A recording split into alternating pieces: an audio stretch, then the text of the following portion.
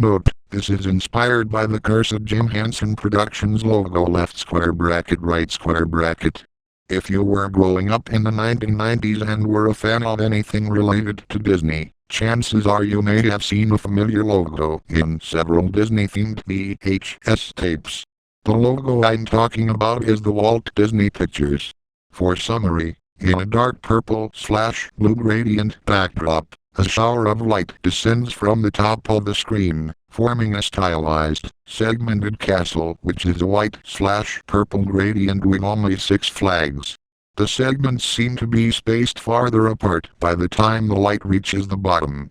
Through the main gate of the castle, a white ball of light forms then extends out to form the words Walt Disney in the familiar corporate Disney logo font. The word Pictures fades in underneath, and a white semicircular line is drawn over the castle to the bottom left. This version was used until 1989. I remember seeing this logo in my tapes of George of the Jungle, Tarzan and Mulan. I was a tiny bit scared of this logo when I was little, probably because of the logo being in a purple/blue background and forming the words Walt Disney. But what I am here to talk about today is a version of this logo that has never been seen before, and one that actually traumatizes me to this very day. It all started in a day in April of 2025. I had just gotten out of my local Regal theater after seeing a Minecraft movie. I thought it was pretty good, in my opinion.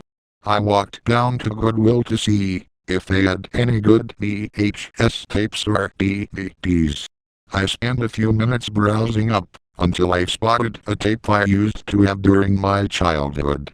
It was a VHS of George of the Jungle, a tape I would watch all the time, when I was little. I bought the tape for approximately 59 cents and then I called my mother for the ride home. When I got home, I took the tape over to my room and inserted the tape into my TV with a built-in VCR. The opening previews were overall normal, but then everything started to go downhill right after the previews. The first change was the feature presentation bumper. The background was red instead of the usual blue and the text was rather black instead of white. Also, there was music, but it didn't sound like the feature presentation theme. Instead, it was the sound of wine blowing and wine chimes. It started to disturb me dearly, because I thought there was something very wrong with the tape I bought. It was like this for 7 seconds, and then the announcer came in, but he sounded like he was really scared, like there was something else waiting on this tape. And now, our feature presentation, screamed the announcer. For your information, the announcer screamed at the top of his lungs right after he said the words feature presentation. The screen faded to black and now here's where it got progressively more disturbing.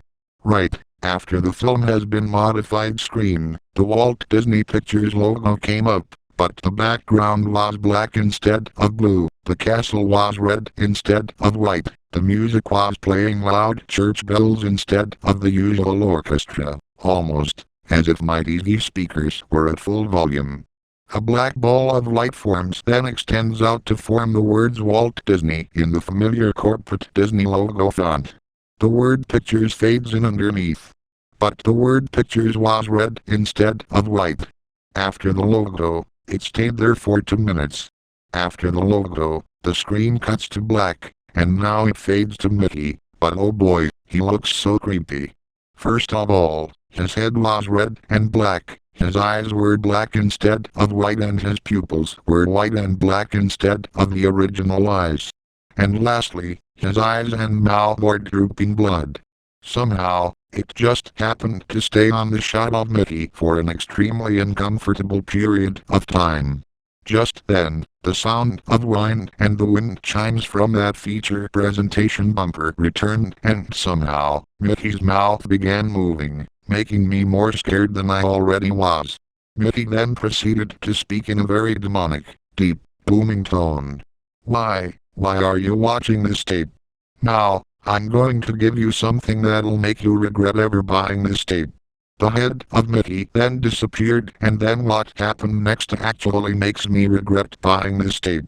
It cut to a shot of a neighborhood in the night, which never happened in the original Walt Disney Pictures logo. It was like this for 5 seconds, before the camera started to turn around to another part of the neighborhood.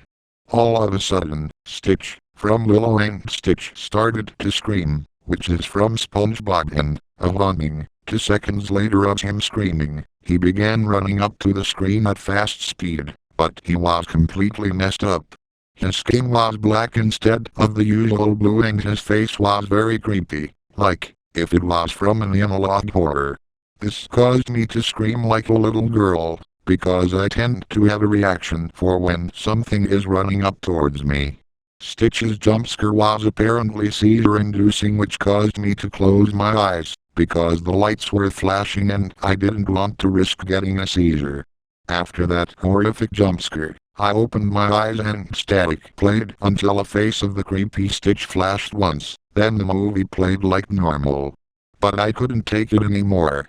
I rewinded the tape a bit so I could record this with my cell phone so I can show a group chat I was in this horrifying atrocity in the future.